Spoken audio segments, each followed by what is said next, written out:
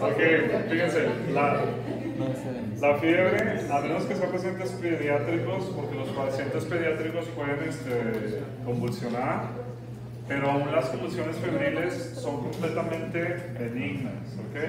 Hay signos, como la tos, de que son buenos, no deben de ser inhibidos. Muy bien, siguiente, pase.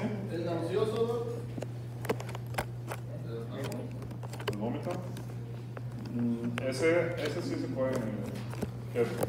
Hay ciertas condiciones que puede ser malo. Bueno, en resumen, lo que hace la tos es irritación en la vía respiratoria, nos puede desencadenar la tos, ¿ok? También puede ser, bueno, tenemos receptores en la nariz, senos paranasales, en la región posterior de la faringe, ¿ok?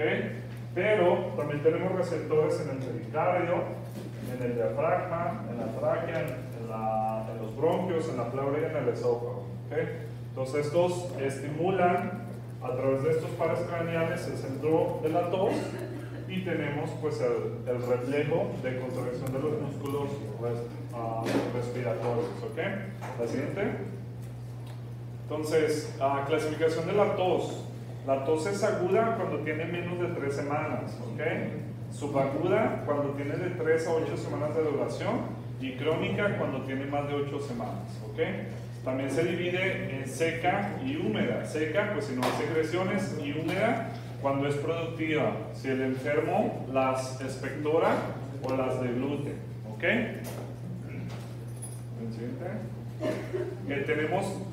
Hay varios tipos muy específicos de tos, ¿ok? Como la tos ferina o quintosa producida por Bordetella pertussis, se caracteriza por accesos de tos paroxística, ¿ok? Los pacientes literalmente tienen accesos de tos. Tenemos la tos kelchoide, parecida a la anterior, pero falta el componente inspiratorio. Muy bien, siguiente. Tenemos un video, pero no tenemos audio, entonces no lo vamos a saltar.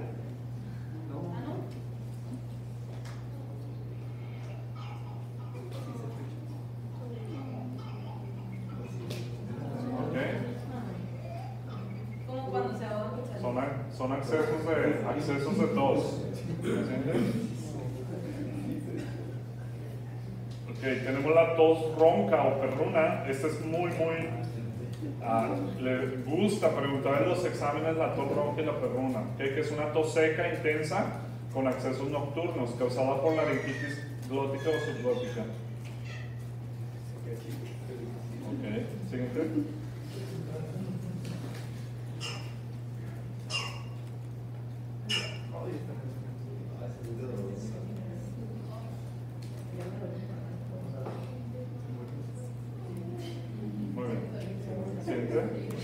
Tenemos la tos bitonal en 2 tonos por la vibración diferente de las cuerdas vocales debido a la parálisis de una de ellas, genera por compromiso del nervio recurrente causa de tumores mediastínicos, ¿ok? Tenemos una tos que se produce 2 tonos.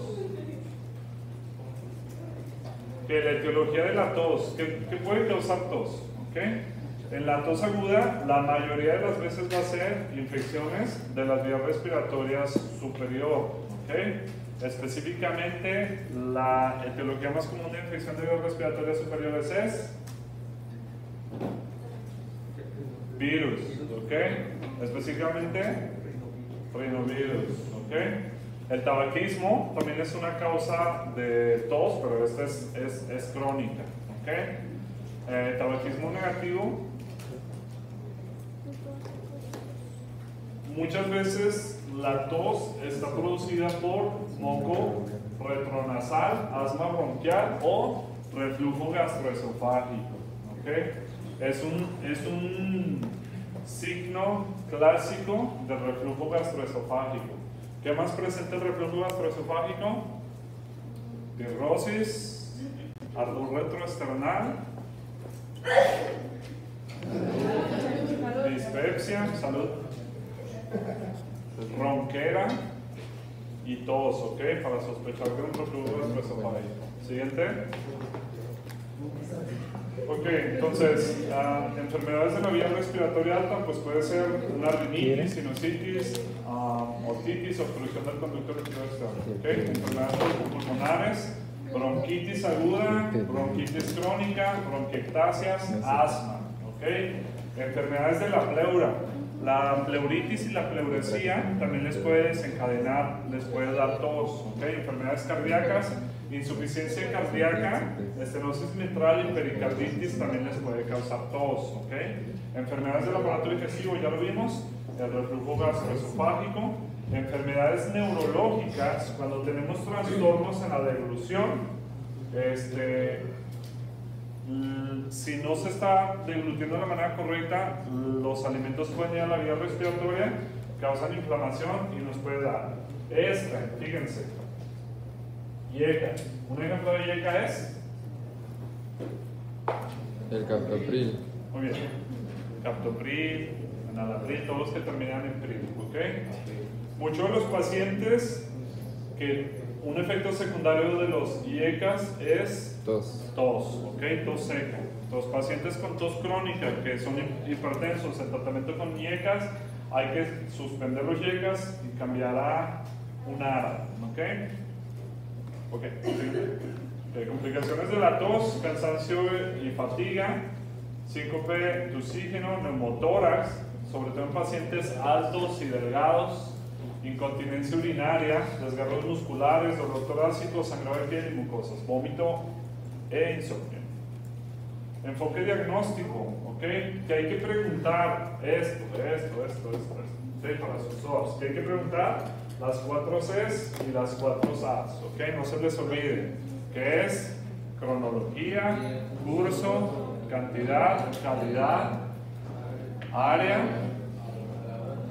agravantes, atenuantes y acompañantes, ¿ok?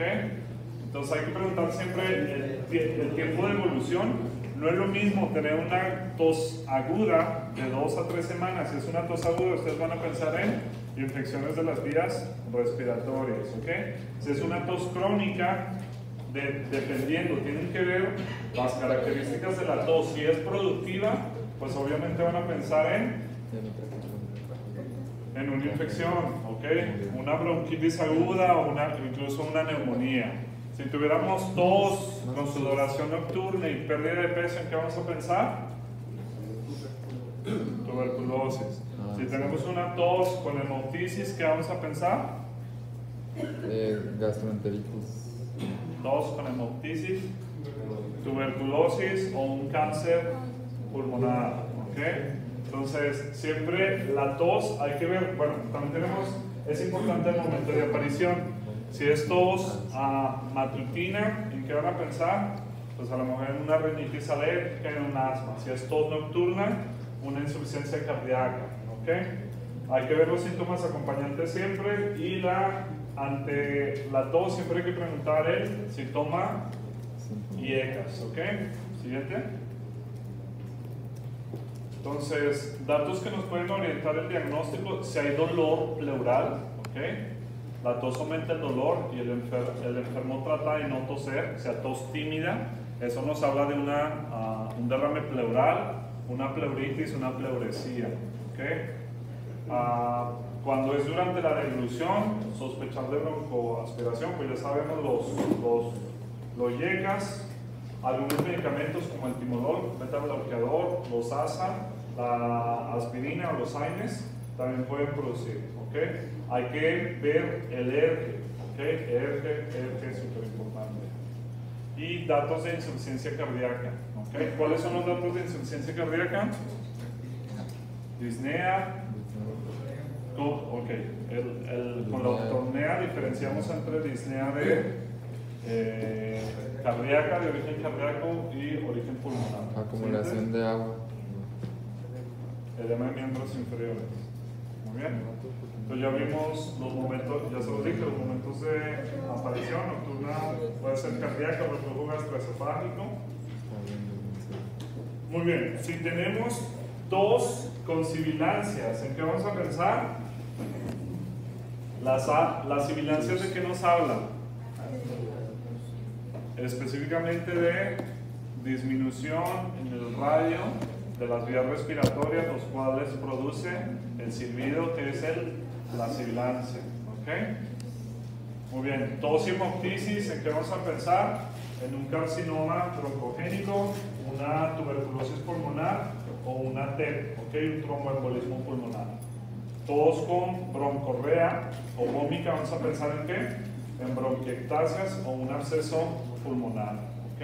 Si tienen tos y el paciente tiene infecciones de vías respiratorias superiores frecuentes, tiene expectoración purulenta, fétida, siempre vamos a pensar una de dos, un absceso pulmonar o una bronquiectasia. Ahorita lo vamos a ver a fondo, a lo mejor pareciera como que les hablo, no, si entienden, ¿no?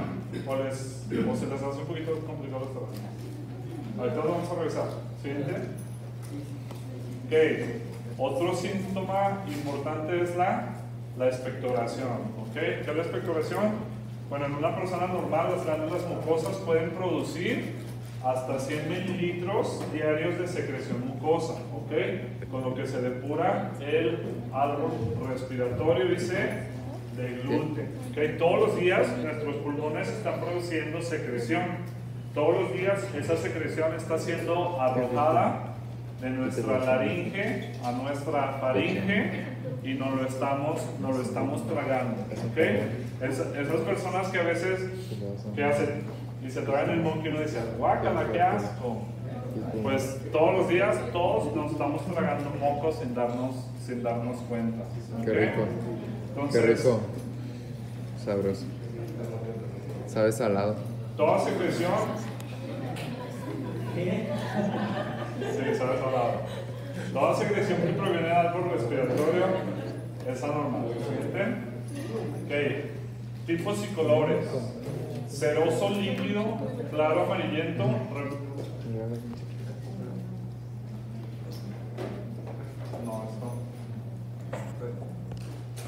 esto no está. Entonces, las secreciones pueden ser hialinas. ¿Okay? Si es hialina, eso nos habla de probablemente una infección viral. ¿Okay? Si tenemos, fíjense, de pregunta para toda la vida. Si tenemos una expectoración asalmonelada, ¿es daño de qué? Expectoración asalmonelada. Paciente con tos, expectoración asalmonelada, disnea, ustedes van a pensar en edema agudo pulmonar, ¿ok? Edema agudo pulmonar. ¿Cuál es el sinónimo de edema agudo pulmonar? Insuficiencia cardíaca aguda, ¿ok? Entonces, ¿qué pasa? Si el corazón no está bombeando bien, la sangre se va, el sistema pulmonar, primero el sistema cardíaco se congestiona. Si el sistema cardíaco se congestiona, aumenta la presión hidrostática capilar, ¿ok? Se aumenta en el corazón, de ahí también se congestiona el sistema pulmonar. Si también aumenta la presión hidrostática capilar, se produce edema, ¿ok? ¿Cuáles son los mecanismos de producción de edema? Eso es importante para el sistema respiratorio. ¿Se acuerdan? Los mecanismos de producción de edema. ¿Cómo? ¿Alguien trae un pulmón que se pueda...? ¿Qué pulmón? Yo tengo un pulmón.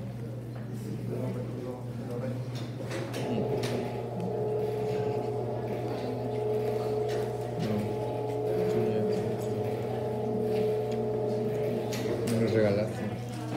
El que da y quita. Ok, fíjense, esto es importante, ¿ok? Hay dos presiones. La presión hidrostática capilar y la presión oncótica o osmótica. Osmótica. O osmótica, ¿ok? Entonces, la presión hidrostática capilar, ¿de qué depende? De la resistencia vascular y de la eyección del corazón, de la contractilidad del corazón. Depende de qué tan separados estén los capilares, ¿ok? Del endotelio capilar, y depende también del volumen y la presión dentro del capilar, lo cual está relacionado con la resistencia vascular, ¿ok?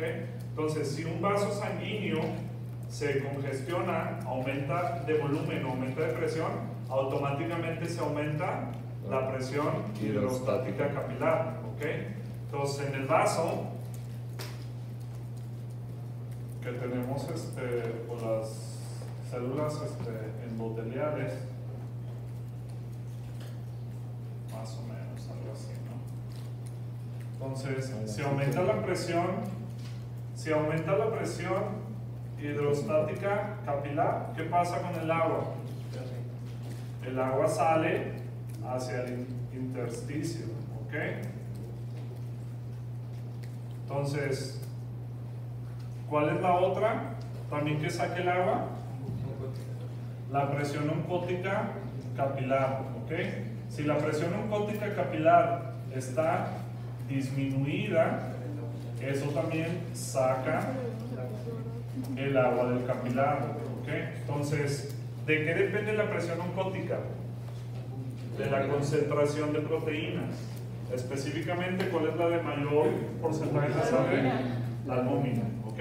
Entonces, en casos de... Es importante esto porque cuando hay insuficiencia cardíaca, que el corazón no bombea como debería de bombear, literalmente la sangre se va quedando ahí, se va estancando, y al estancarse produce aumento de la presión hidrostática capilar en el sistema pulmonar, y eso nos va a dar edema pulmonar, ¿ok? Luego, ¿qué otra cosa nos puede causar edema pulmonar? Que disminuya la presión oncótica. ¿Por qué puede disminuir la presión oncótica? Por falta de Por sodio. un síndrome nefrótico, donde el riñón esté tirando proteínas, o una insuficiencia hepática, donde el hígado no esté produciendo, no esté ensamblando las proteínas como debería de hacerlas, ¿ok? Entonces eso nos disminuye la presión oncótica capilar y nos causa extravasación y el edema pulmonar, ¿ok? Entonces, la disminución, el aumento de la presión hidrostática capilar,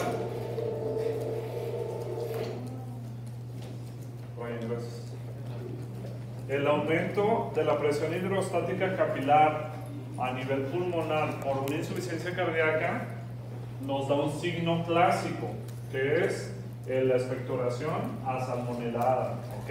Siempre y para siempre, cuando ustedes vean en un paciente con expectoración asalmonelada en la vida o en los exámenes, ustedes van a pensar en edema agudo pulmonar con una insuficiencia cardíaca. ¿Qué otro signo es claro de edema pulmonar?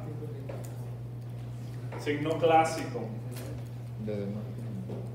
que tiene ruidos audibles como si fuera una olla hirviendo, ¿ok? ¿Han escuchado una olla hirviendo? ¿Cómo escuchan? Literalmente, los pacientes al hablar se les escucha las secreciones en el pulmón, ¿ok? Entonces, espumoso, característica de edema alveolar, como de insuficiencia cardíaca. Mucoso, si es incoloro y transparente, ¿en qué vamos a pensar? Ya sea en infecciones de vías respiratorias superiores o infecciones virales, o por una irritación crónica. Siguiente.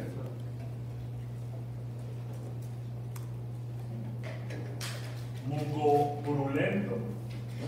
¿Qué color tiene mucopurulento?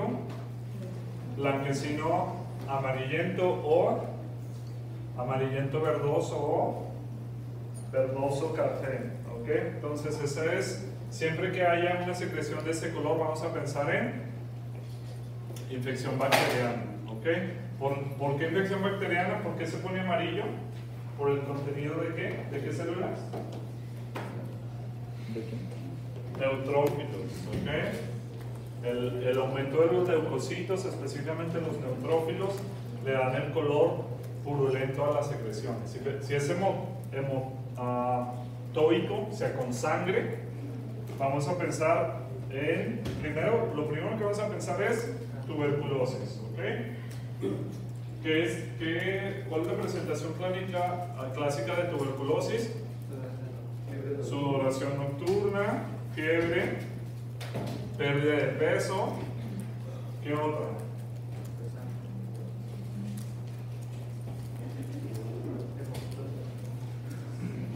Pues tos crónica, ¿no? Tos por más de 2 semanas, una tos crónica. Si el paciente tiene hemoptisis, esputo con sangre, de pérdida de peso, vamos a pensar en tuberculosis.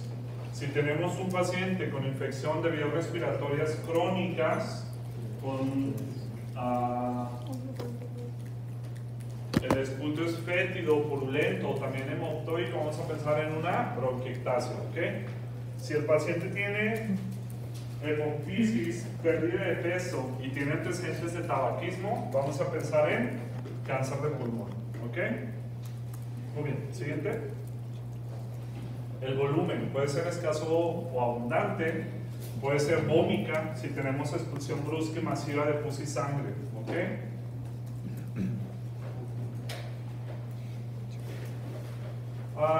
Olor pútrido, siempre eso es claro de infecciones anaerobias, ¿ok?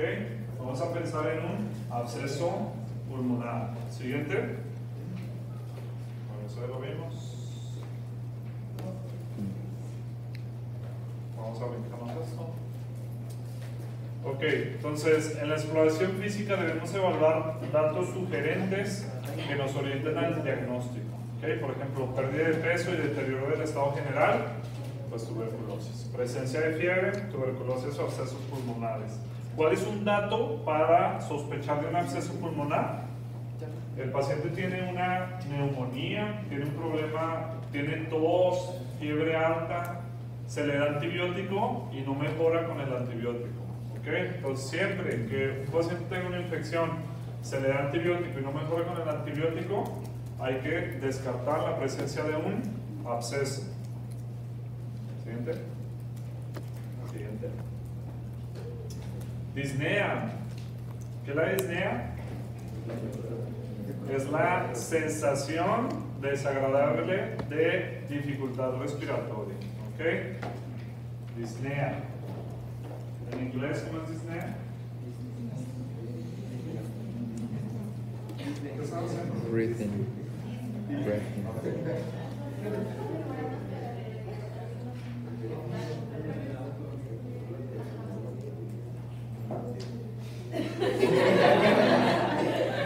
Interesante. Muy bien, entonces la disnea es Aún así no van a pasar. la sensación de falta de aire, ¿ok? La dificultad para respirar. ¿Siguiente? Entonces, hay algo que tenemos la clasificación de la New York Heart Association, en el que la divide en 4 grados, ¿ok? Si el paciente presenta disnea a esfuerzos grandes, si el paciente presenta disnea a esfuerzos moderados, si el paciente presenta disnea a esfuerzos leves, o si el paciente presenta disnea incluso en reposo, ¿ok? Si el paciente presenta disnea al hacer una actividad física extenuante, si el paciente presenta disnea al caminar o correr, si el paciente presenta disnea al vestirse, al hablar, al comer, o si presenta disnea estando en reposo, ¿ok? Esta pregunta de examen, ¿ok?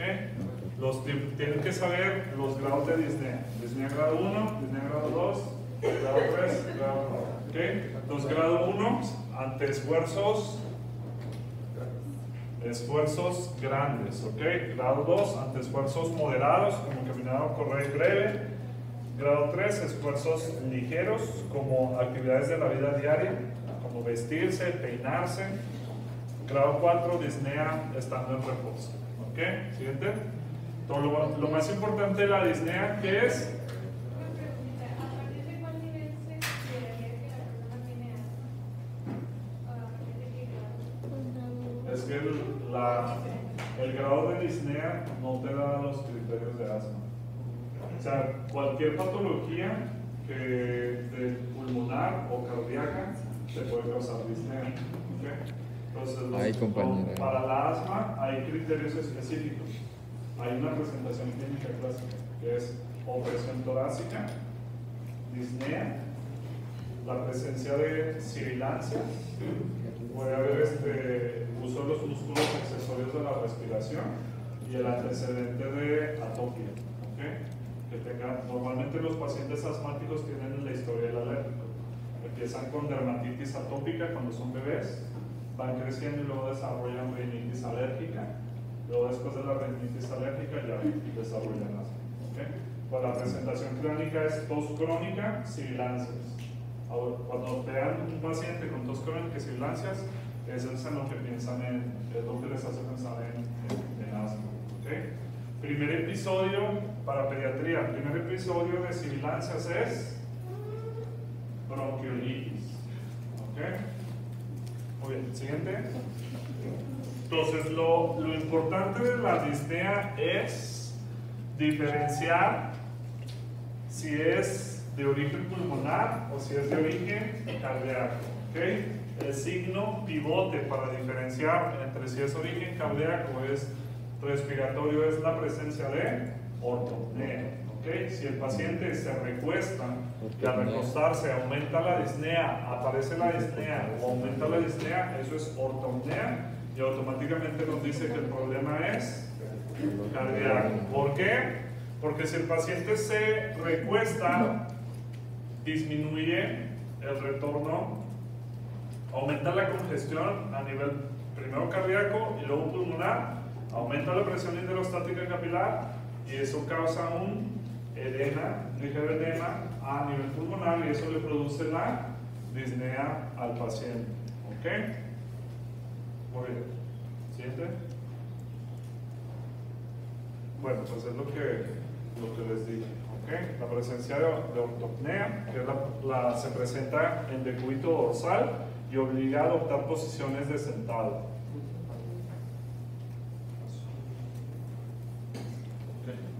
Okay. Y la disnea paroxística nocturna, ¿okay? Despierta al paciente la sensación de ahogo y le obliga a incorporarse. ¿Okay? La ortopnea es disnea, ¿okay? Que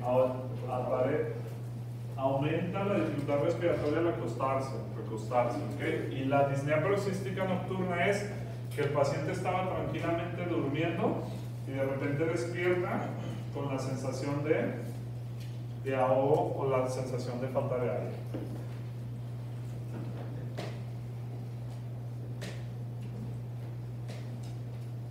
Les voy a pasar el resto de la presentación.